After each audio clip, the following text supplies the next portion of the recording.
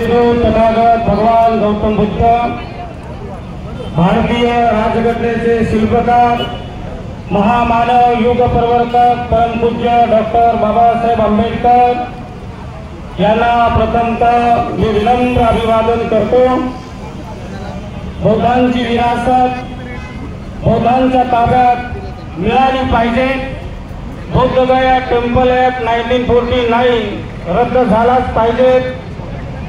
यासाठी संपूर्ण भारतामधून बांधवांनो प्रचंड मोठे आंदोलन केवळ भारतामध्ये नव्हे तर संपूर्ण जगभरात चाललेले आहेत। बौद्धगया ज्या ठिकाणी सिद्धार्थ गौतम बुद्ध झाले,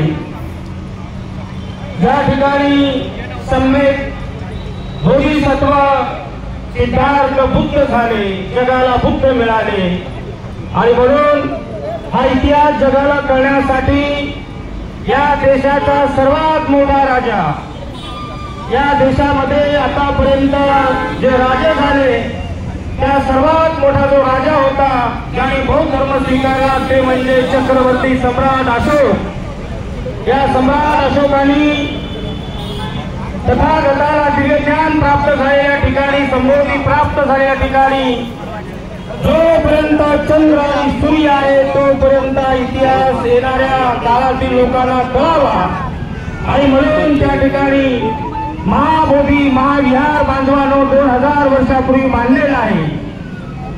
त्यानंतर या देशामध्ये क्रांती प्रतिक्रांतीला सुरुवात झाली। ब्राह्मण राजा पुष्पमित्र शृंग सम्राट अशोकांचं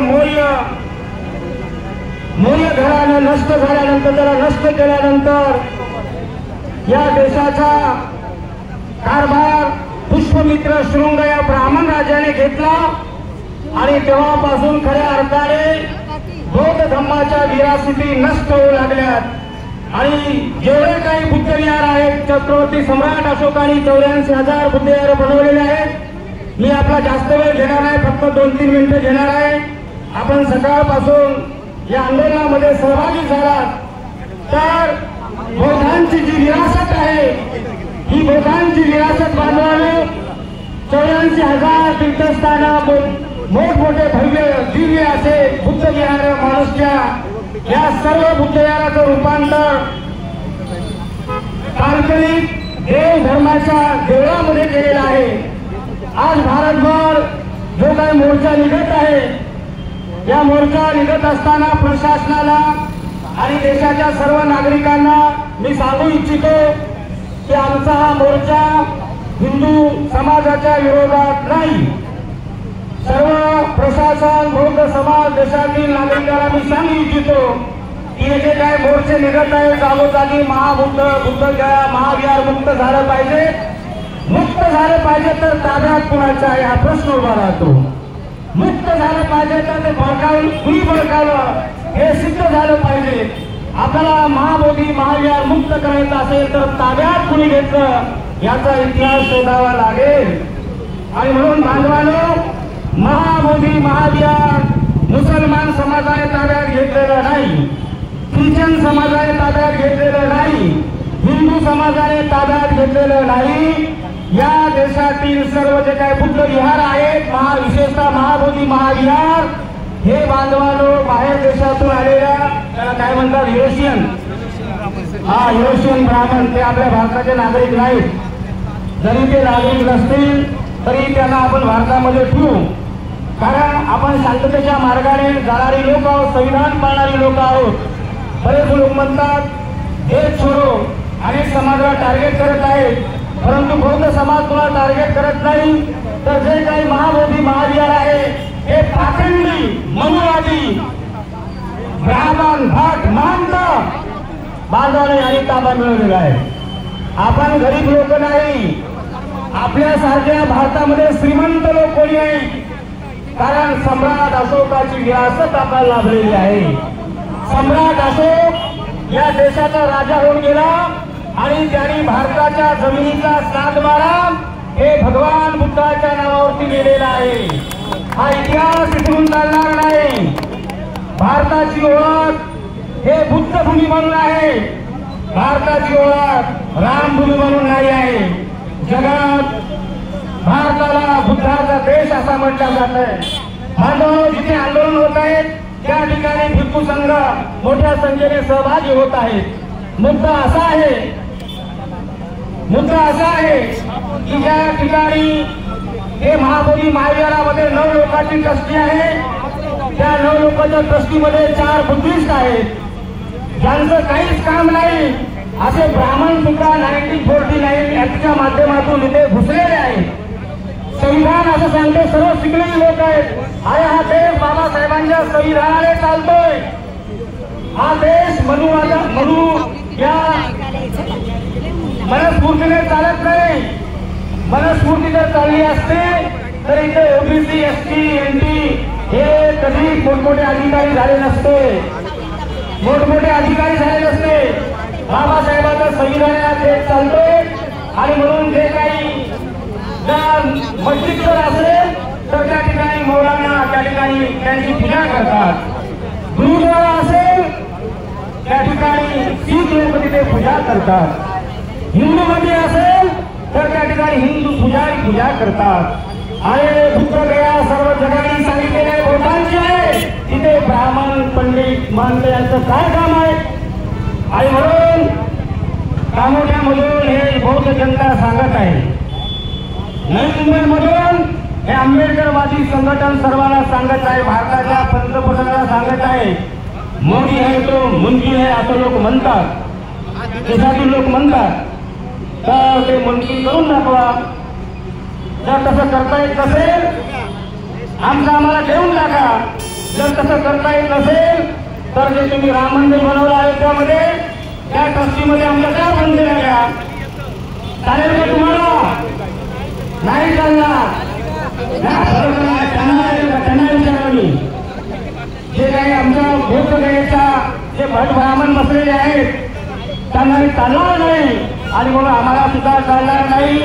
आणि म्हणून आता सर्व देश बांधवांनो जागरूक झालेला आहे. एवढे दिवस महाबोधी महाविहार बौद्धांच्या ताब्यात का नव्हतं याचं साधं कारण होतं की इथला समाज जागृत नव्हता. आणि इथे बाबासाहेबांनी क्रांती केली. 68 वर्षापूर्वी येथे बौद्ध समाज नव्हता. बाबासाहेबांनी धम्म क्रांती केली आणि हे निळं वादळ या देशामध्ये तेव्हापासून तयार झालेलं आहे. हे क्रांतक तेव्हापासून तयार झालेले आहे. बाबासाहेबांनी 1964 ला बौद्ध धर्माची दीक्षा दिली आणि तेव्हापासून मूळ धर्म विसरलेला हा देश बाबासाहेबांच्या धम्मक्रांतीने पुन्हा जागृत झाला. आपण खऱ्या अर्थाने बुद्धाच्या धर्माला चालू लागलो. आणि म्हणून आपल्या सर्वांचं मी फार कौतुक करतो की सर्व संघटना पक्ष विरहित फक्त या पंचशील धम्मघोष या ठिकाणी आज हजारोच्या संख्येने तुम्ही सर्व धम्मघोषाच्या आणि एकत्र येऊन महाबोधी मुक्त करण्याची मागणी करत आहात. त्याबद्दल मी आपल्या हिंदू संघाच्या वतीने आपलं सर्वांचं अभिनंदन करतो. बांधवांनो, मी आपल्या जास्त वेळ घेणार नाही. तेव्हा निश्चितच हे जे काही आमचं निवेदन आहे कामोठे पोलीस स्टेशनला आम्ही निवेदन देत आहोत. तर बांधवांनो, आपले जे कार्यकर्ते आहेत शिष्टमंडळ आहेत हे पोलीस स्टेशनला आमचं निवेदन देतील. ते निवेदन ते घरी मुख्यमंत्र्यांना द्यावं, जिल्हाधिकाऱ्यांना द्यावं, राष्ट्रपतीला पाठवावं. धन्यवाद मॅडम. त्या दिवशी तर बांधवांनो 5 तारखेला सुद्धा भायखळा या ठिकाणी राणीच्या बागेमधून हे मंत्रालय 5 एप्रिल या ठिकाणी आनंदराज आंबेडकर साहेब यांच्या नेतृत्वातून सुद्धा त्या ठिकाणी मोठा आंदोलन होणार आहे. त्या ठिकाणी आपण सहभागी व्हावं. आणि विशेष अर्थ 5 तारखेला सांगितलं संध्याकाळी 5 वाजता 5 तारखेला. त्याचबरोबर भारताच्या तमाम भिक्षुनी बांधवांनो एक निर्णय घेतलेला आहे. तो निर्णय असा आहे की भगवान बुद्धाची बुद्ध जयंती संपूर्ण जग साजरं करणार आहे 12 मेला. 12 मेला भगवान बुद्धाची विश्व शांती भगवान गौतम बुद्धाची 2569वी जयंती संपूर्ण जग साजरा करणार आहे. जर या सरकारने आहे. केंद्र सरकारने जर बुद्ध पौर्णिमेच्या अगोदर आमचं बुद्ध विहार जर पोखरांच्या ताब्यात दिलं नाही तर भारताचे भिक्षू जंतर मंतर दिल्लीला जाऊन बसणार आहेत आणि त्याचबरोबर बुद्ध जयंती सुद्धा 12 तारखेला जाणार आहे. आणि त्याचबरोबर एक विशेष आहे की आता रस्त्यावर आपण खूप आलो, पोलीस स्टेशन, जिल्हाधिकारी, कलेक्टर, तहसील या ठिकाणी आमचे आंदोलन चालूच आहे.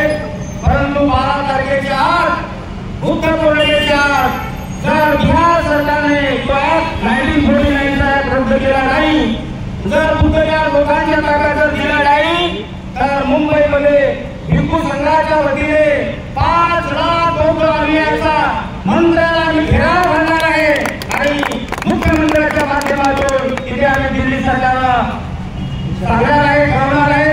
तेव्हा ठीक आहे, या ठिकाणी भिक्खू संघ आपल्याला सर्वांना तुम्हाला सर्वांना मंगलमैत्री देत आहेत. मंगलमैत्री दिल्यानंतर मॅडम आलेले आहेत, पोलीस अधिकारी या ठिकाणी आलेले आहेत, त्यांना आपण निवेदन देऊया.